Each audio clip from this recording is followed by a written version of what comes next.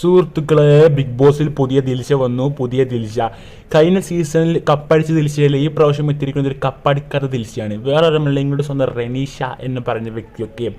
ഇന്നലത്തെ ലൈവിന് ശേഷം റെനീഷ പക്കായ ആക്ടിങ് ആയിരുന്നു. എത്ര പേര് ശ്രദ്ധിച്ചെന്ന് എനിക്കറിയത്തില്ല, പക്ഷെ ഞാൻ ശ്രദ്ധിച്ചു എനിക്കറിയാം. കാരണം ഇന്നലെ ലൈവിൽ മൊത്തം എനിക്കൊരു ക്രിഞ്ചടിച്ച സംഭവം. അതായത് അഖിൽമാരാറിൻ്റെ മുമ്പിൽ വെച്ച് ഇങ്ങനെ റെനീഷ ഇങ്ങനെ പാട്ട് പാടുക, ഡാൻസ് കളിക്കുക, ദിൽഷമാതിരി അഭിനയിക്കുക, ദിൽഷമാതിരി ഡ്രസ്സ് ഇടുക, ദിൽഷമാതിരി സംസാരിക്കുക തുടങ്ങിയ എല്ലാ കാര്യങ്ങളും ഇന്നലെ കണ്ടു. ഓക്കെ, ഭയങ്കര ക്രിഞ്ചായി തോന്നി.